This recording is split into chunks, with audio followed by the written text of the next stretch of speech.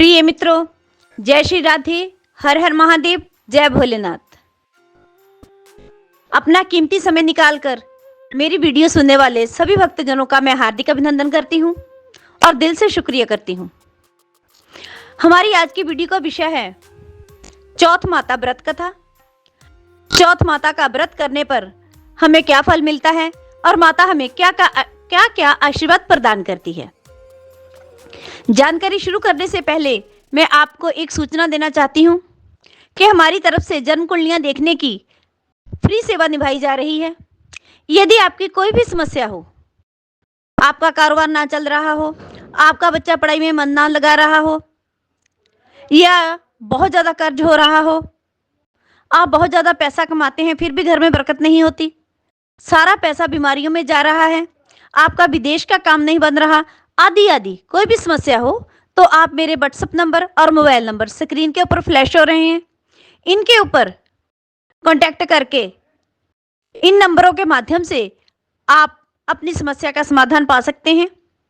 अगर आपके पास जन्म तिथि, जन्म समय, पूरी बर्थ डिटेल नहीं है तो आप 1 से लेकर 100 के बीच में कोई भी गिनती का एक अंक भेजकर अपनी समस्या का समाधान पा सकते हैं। जिनके पास बर्थ डिटेल है वो बर्थ डिटेल भेजकर अपनी समस्या का समाधान पा सकते हैं। चलो शुरू करते हैं आज की जानकारी। चौथ माता की कहानी। किसी गांव में एक सेठ सेठानी अपने पुत्र और बधू के साथ रहते थे। बहू बहुत ही ज्यादा सुशील थी, सेवा करने वाली थी। बहू सबको खाना खिलाकर फिर स्वयं भोजन किया करती थी। जब भी बहू भोजन बनाती तो साथ की पड़ोसन आके उससे पूछती, संध्या आज खाने में क्या क्या बनाया है? तो बहू जवाब देती कि आज तो ठंडा बासी ही खाया है। एक दिन खाने में बहुत अच्छे अच्छे पकवान बने, सभी ने मिलकर भोजन ग्रहण किया। उसके पति ने सोचा कि आज मैं देखता हूं कि जब पड़ोसन आएगी तो संध्या क्या बोलती है। उसी तरह पड़ोसन फिर आई, उसने पूछा, संध्या आज खाने में क्या बनाया है? उसके पति ने ध्यान से देखा कि आज संध्या क्या बोलेगी, तो संध्या ने फिर वही जवाब दिया, आज तो ठंडा बासी ही खाया है। जब पड़ोसन चली गई तो उसके पति ने उससे पूछा, संध्या आज तो हमने खाने में बड़े स्वादिष्ट भोजन हम सब ने इकट्ठे बैठकर खाए हैं, हर रोज भी खाते हैं, लेकिन तुम हर बार ऐसे ही क्यों बोलती हो? तो संध्या ने अपने पति को जवाब दिया कि ये सब हम अपने बड़े बूढ़ों की कमाई का खाते हैं। जिस दिन आप कमा के लाओगे मैं उस दिन मानूंगी कि आज ताजा भोजन हमने ग्रहण किया है। उसका पति समझ गया। उसने अपने माता पिता के साथ बात की कि माँ मैं भी कमाना चाहता हूँ। माता ने कहा, नहीं बेटा, हमारे पास तो इतना सारा धन है, हमारे पास इतना सारा पुश्तैनी कारोबार है। पर सूरज ने जवाब दिया कि माता नहीं, मैं स्वयं कमाने का दृढ़ निर्णय कर चुका हूँ, इसलिए मुझे बहुत ज़्यादा पैसा कमाने के लिए शहर जाने दो। ये कहकर माता को समझा बुझाकर, पिता को समझा बुझाकर सूरज घर से निकल पड़ा। और घर से निकलने से पहले उसने अपनी पत्नी संध्या को कहा, संध्या जब तक मैं वापस ना आ जाऊं आप चूल्हे की आग मत बुझने देना। संध्या ने कहा, ठीक है। एक दिन जब संध्या सोकर उठी उसने देखा कि चूल्हे की आग बुझी पड़ी थी। ये देखकर संध्या के मन में बहुत डर फैल गया। उसने सोचा कहीं मेरा पति किसी संकट में ना हो, इसलिए वो पड़ोसन के घर गई। उसने कहा, पड़ोसन के घर से आग लाकर चूल्हे में आग जला देती हूँ। उस दिन संध्या का ससुर भी काम से कहीं बाहर गया था और घर में लकड़ियां भी नहीं थी, इसलिए वो पड़ोसन के घर गई। जब उसने देखा पड़ोसन पूजन कर रही थी, उसने कहा कि मुझे थोड़ी सी लकड़ियां दो और आग दो, मुझे चूल्हे में आग जलानी है। तो पड़ोसन ने कहा, मैं चौथ माता का व्रत धारण किया है और चौथ माता की ही पूजा कर रही हूँ, आप थोड़ी देर में आकर लकड़ियां और आग ले जाना। संध्या ने कहा कि क्या इस पूजा की विधि आप मुझे भी बताओगी? मैंने कभी ये व्रत नहीं किया। उसने कहा, हाँ जरूर, पूजा संपूर्ण होने के बाद मैं आपको बताती हूँ।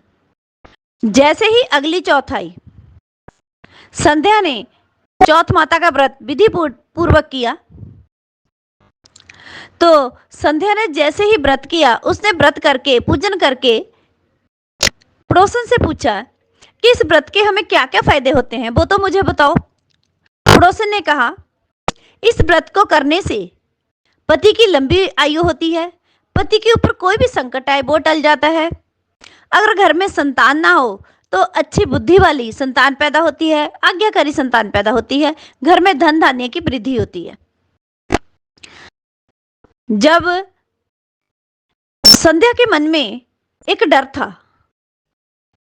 कि जब आग बुझी है तो उसके पति के ऊपर जरूर कोई ना कोई कष्ट होगा, उसने माता से प्रार्थना की, माँ ही चौथ माता, आप मेरे पति को जल्दी से जल्दी घर बुला दो।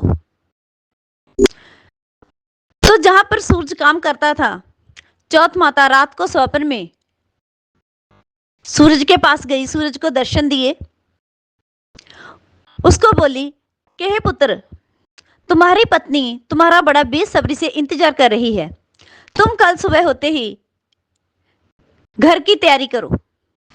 तो सूरज ने जवाब दिया, माता अभी मैंने बहुत सारा हिसाब किताब चुकता करना है, इसलिए मैं अभी घर नहीं जा सकता। माता ने कहा, बेटा आप इस चीज की चिंता मत करो, ये काम कल सुबह होते ही आपका मैं खुद निपटा दूंगी, आप घर जाने की तैयारी करो।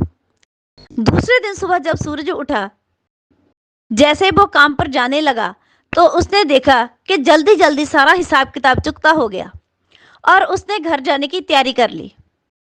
जब सूरज घर के लिए निकला तो रास्ते में उसको एक काला नाग मिला।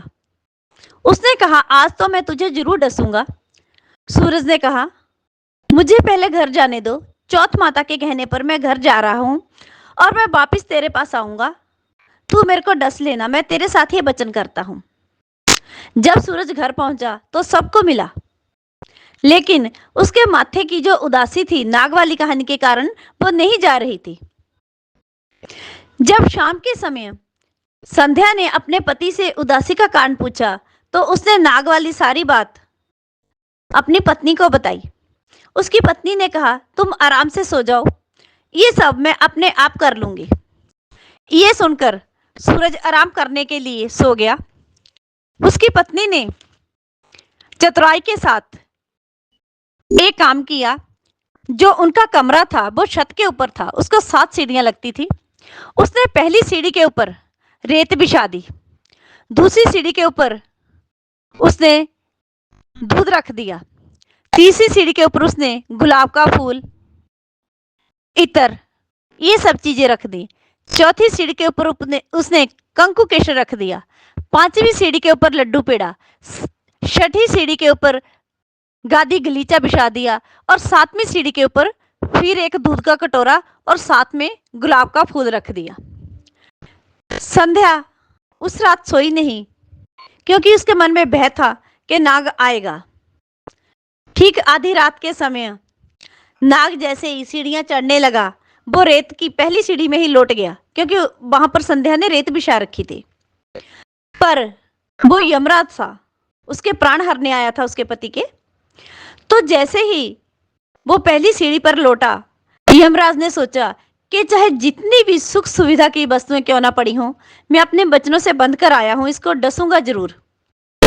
जब वह ऊपर चढ़ा, दूध के कटोरे तक पहुंचा, तो वहां पे चौथ माता प्रकट हो गई।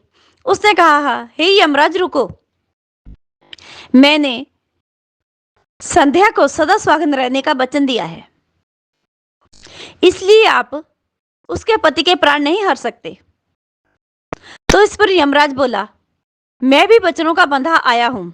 अभी उनकी वार्तालाप चल ही रही थी कि इतने में गणेश भगवान और चंद्रदेव भी प्रकट हो गए।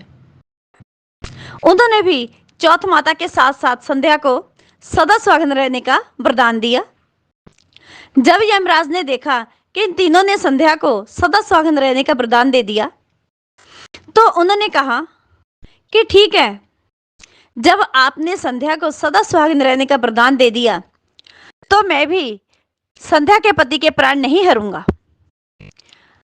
आज से माता, आप एक कृपा करो, आशीर्वाद दो।